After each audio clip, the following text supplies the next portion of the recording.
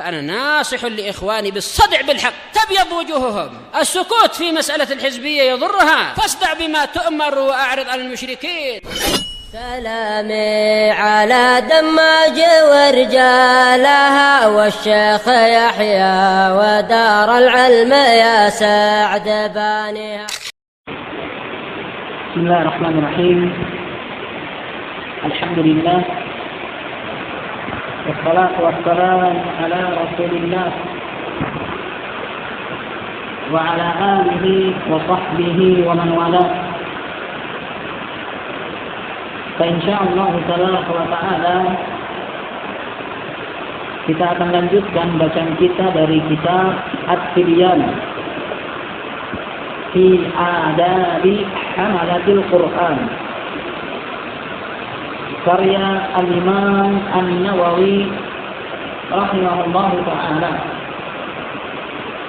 Dimana barakallahu fikum kita telah sampai pada bab terakhir dari kitab ini. Dan insyaallah ta'ala kita akan selesaikan dalam waktu yang singkat insyaallah. Qala rahimahullah. Mahafal? Tafadhal.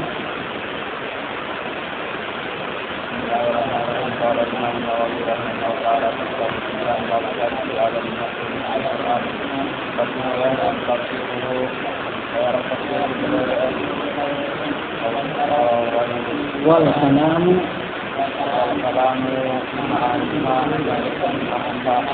awal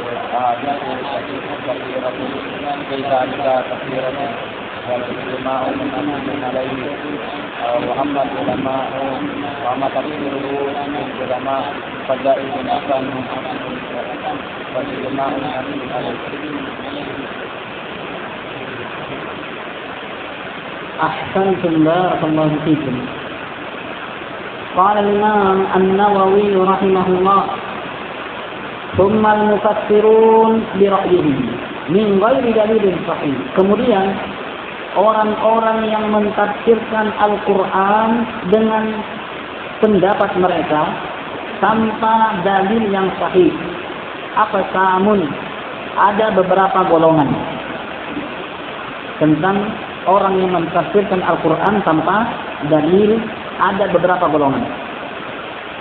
Minhum, di antara mereka, man yahtajju bi ayatin ala tashhili madhabihi. Ada yang berargumentasi dengan ayat untuk membenarkan pendapatnya. Artinya dia bangun pendapatnya tadi, tafsirannya tersebut dengan ayat. Wa taqwiyati khatirihi, dan memperkuat apa yang ada di benaknya.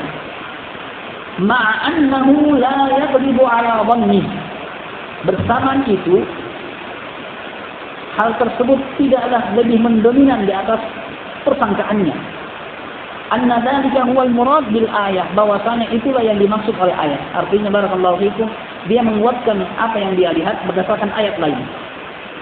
Walaupun tidak disebutkan oleh ahli tafsir, tidak dari nabi ataupun sahabat bahwa itulah tafsirannya. Namun barakallahu fikum, dia mentafsirkan sesuai dengan apa yang ia pahami dari ayat yang lain. Nah, dari ayat yang lain. Walaupun dia sendiri mengetahui bahwasanya ayat tersebut bukan untuk mentafsirkan ayat tadi. Nah, wa innama yaqsudu ad-dhuhur ala khasmihi, hanyalah dia menginginkan untuk menang di hadapan lawannya dalam mendatangkan tafsiran tersebut. Wa minhum man yaqsudu ad-du'a ila khairin, dan di antara mereka ada yang mentafsirkan ayat tertentu dengan tujuan menyeru kepada kebaikan. Wa yahtajju bi ayatin min ghairi an yudhira lahu dalalata lima qala, dan dia pun berargumentasi dengan ayat tanpa menampakkan pendalilan dari ayat tersebut atas apa yang ia ucapkan. Hanya datangkan ayat, dia mengatakan sesuatu, lalu dia datangkan ayat tanpa menampakkan mana pendalilannya. Nah, wa minhum man yufassiru alfadhahu al-arabiyyah min ghairi wuqufin ala ma'aniha 'inda ahliha. Dan di antara mereka ada yang mentafsirkan lafaz-lafaz Arabiyah tanpa berhenti, yaitu tanpa menghadapkan lafaz-lafaz tersebut atas makna-maknanya di hadapan ahli bahasa. Wa hiya mimma la tu'khadh illa bis-sama' min ahli al-arabiyyah wa ahli tafsir. Padahal tafsiran seperti ini adalah di antara yang tidak boleh diambil kecuali dengan cara sama didengar. Betulkah orang Arab berkata seperti itu atau tidak? Betulkah lafaz itu digunakan oleh orang Arab untuk makna seperti itu atau tidak? Harus dengan cara sama dengar. Min ahli al-arabiyyah, dari orang yang ahli Arab.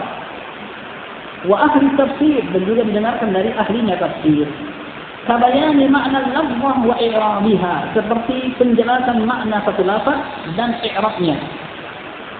Wa ma fiha min al-hasr wal ikhtisar wal idmar, dan apa yang terkandung dalam lafaz tersebut berupa hasr, penghapusan, wal ikhtisar, peringkasan, wal idmar, adanya yang disembunyikan, wal haqiqah wal majaz, makna secara hakikat ataukah secara majaz, wal umum wal khusus, makna secara umum ataukah secara khusus, wal ijmal wal bayan, makna secara global ataukah secara rinci, wat taqadim musta'khir, adanya pendahuluan ataukah pengakhiran lafaz makna, wa ghair dzalika mimma huwa khilafud zahir, dan selainnya dari apa-apa yang menyelisihi secara zahirnya.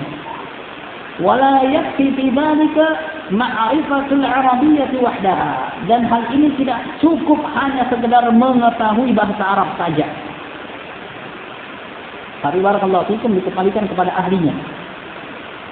Bal la budda ma'aha min ma'rifati ma qalahu ahli tafsir fiha.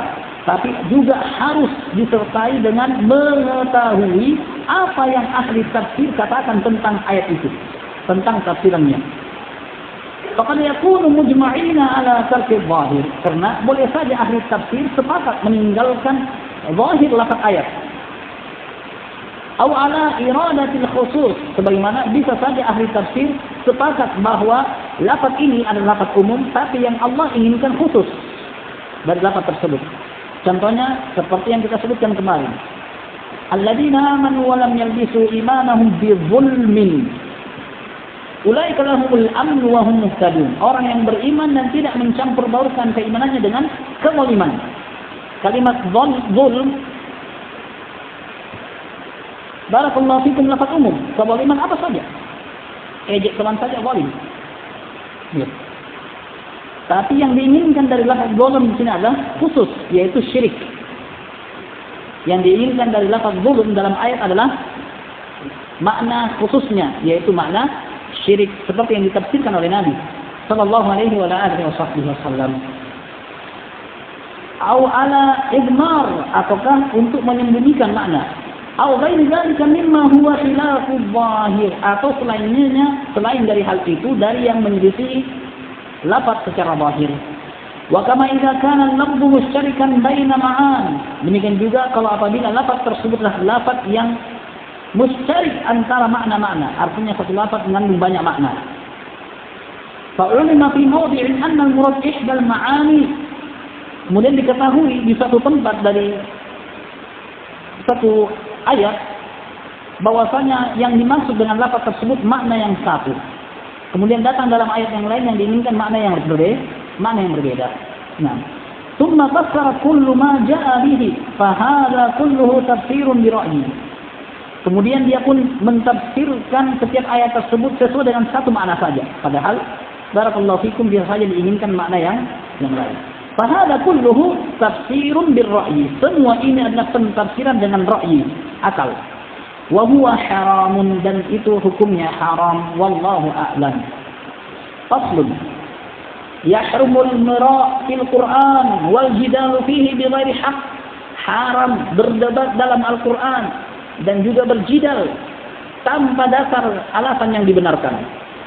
Wa min dzalika ayudhira lahu dalalatul ayah ala syai'in yukhalifu madhhabah. Dan di antara hal tersebut ayyudhiru lahu dalalatul ayat, nampak baginya pendalilan ayat ala syai'in yukhalifu madhhabah, yang menyelisihi madhabnya. Wa yahtamilu ihtimalan dha'ifan muwafaqata madhhabihi, dan di sana ada kemungkinan, tapi kemungkinannya lemah, yang sesuai dengan madhabnya. Fa yuhammilaha ala madhhabihi, kemudian dia pun berusaha membawa kemungkinan yang lemah tadi untuk menguatkan mazhabnya. Wa yunawiru ala dhalika ma'a dhuhuriha lahu bi khilafi ma yaqul, dan dia pun berdebat atas hal tersebut padahal nampak baginya kebalikan dari apa yang ia katakan. Wa amma man la yadharu lahu dhalik, adapun orang yang tidak nampak baginya, artinya dia kira seperti itu dan dia tidak tahu ternyata pendapatnya itu lemah, lalu dia berusaha untuk mempertahankan atau membenarkan pendapatnya, fahuwa ma'dzurun, maka di sini dia mendapatkan udzur. Wa qad sahha an Rasulillah sallallahu alaihi wasallam annahu qala, dan juga telah sahih dari Rasulullah sallallahu alaihi wasallam bahwasanya beliau berkata, al-mira'u fil Qur'an kufrun, perdebatan tentang Al-Quran adalah kufur. Dan hadis ini disahihkan oleh Syekh Muqbil bin Hadi Al-Wadi'i rahimahullah. Qala Al-Khattabi berkata, qila al-murad bil mira' asy-syakk. Ada yang mengatakan bahwasanya yang dimaksud dengan mira' dalam hadis adalah asy-syakk. Ragu dalam Al-Quran adalah kekufuran. Jadi meragukan Al-Quran adalah kufur. Ini jelas. Waqila, ada juga yang mengatakan al-jidal al-musyakkiku fihi, yang dimaksudlah perdebatan yang membuat ragu, memperdebatkan Al-Quran sehingga membuat orang-orang merasa ragu adalah kufur. Waqila al-jidal alladhi yaf'aluhu ahlul ahwa fi ayatil qadar wa nahwiha. Ada juga yang mengatakan yang dimaksudlah perdebatan yang dilakukan oleh para pengekor hawa nafsu pada ayat-ayat takdir, ketetapan Allah dan yang semisalnya. Faslun. Wa yanbaghi liman arada su'al an taqdimi ayatin ala ayatin fil mushaf aw munasabati hadhihi al-ayah fi hadha al-mawdi' wa nahwi dhalika an yaqul mal hikmatu fi kada. Sepatutnya bagi siapa saja yang mau bertanya tentang pengedepanan satu ayat terhadap ayat yang lain dalam mushaf, atau kesesuaian suatu ayat terhadap ayat yang lain dalam suatu tempat, sepantasnya untuk mengatakan apa hikmah pada hal tersebut. Nah, kenapa? Apa hikmahnya? Kenapa ayat ini lebih dahulu dibandingkan ayat seperti ini? Maka yang sepantasnya adalah dia bertanya kepada ahli ilmu. Kenapa? Dan jangan barakallahu fikum dia perdebatkan.